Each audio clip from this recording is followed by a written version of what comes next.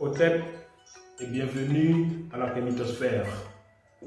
Nous allons parler des leçons à tirer de la disparition du professeur Kalala Omotunde.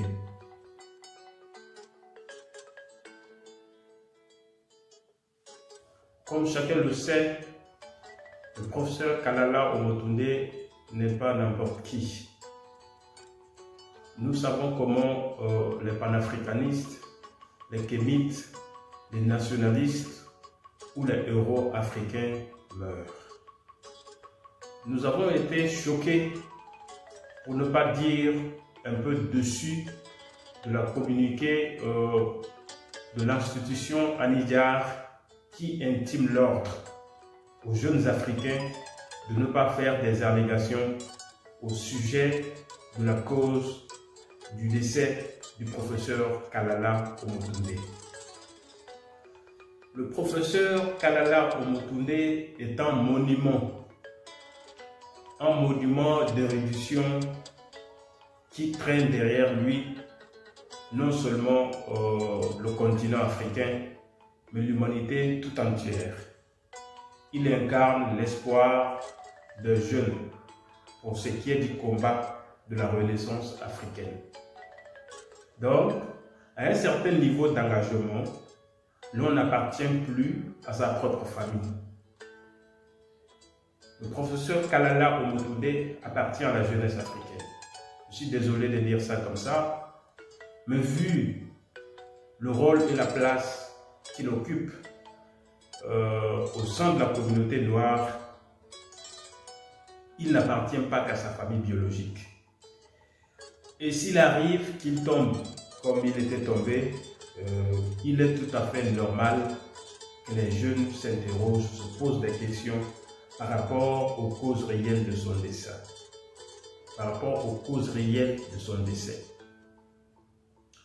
Peut-être que ça serait exagéré, mais je ne suis pas le seul à être insatisfait jusqu'à présent de la cause du décès du professeur Kalala Omotunde. Et donc, si la famille interdit aux jeunes ou alors à l'humanité de façon globale de faire des allégations pour ce qui est de la cause de son décès, que la famille nous présente alors sa version des faits. Mais qu'on ne joue pas à cette dictature,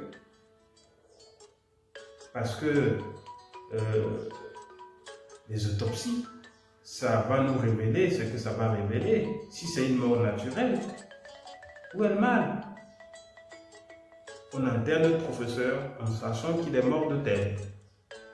Mais jusqu'à là, je crois que les jeunes africains, les jeunes kémites, les jeunes panafricains de façon globale à travers l'humanité sont toujours dans le noir. Ils veulent savoir comment leur leader est mort. Et donc, à travers cette épreuve douloureuse que nous sommes toujours en train de digérer avec beaucoup de difficultés,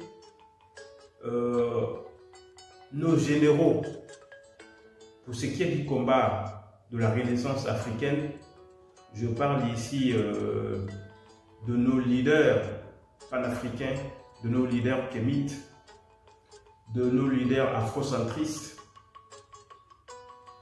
qu'à un certain niveau d'engagement, ils n'appartiennent pas qu'à leur famille biologique.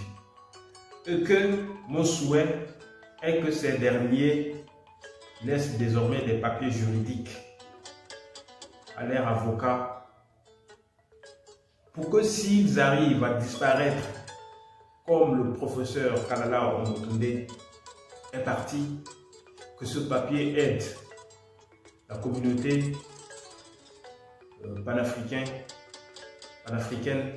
que ce document aide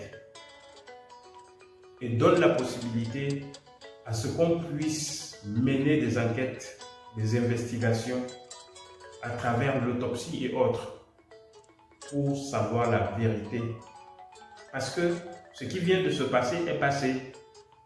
Mais à l'avenir, si de telles choses arrivent, est-ce qu'on va toujours se contenter d'une version ou alors d'un ordre de la famille et puis on enterre notre héros et c'est fini. On attend le prochain. Nous savons, je ne vais pas citer ici les cas, mais vous savez, Patrice Lumumba, comment il est parti, Sankara, comment il est parti, Oumniobé, comment il est parti. Vous savez aussi comment on a expulsé Marcus Garvey.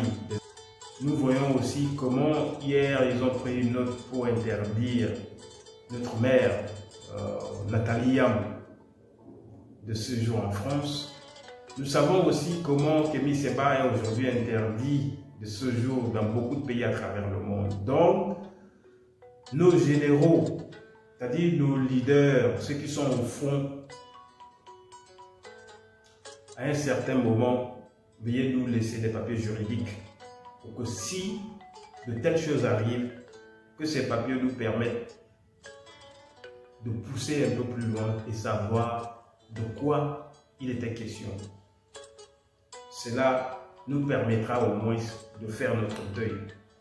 Parce que j'avoue que sans savoir réellement de quoi l'on est mort, il est difficile de faire le deuil. C'est ce que j'ai à partager. Merci. Peut-être et à très bientôt.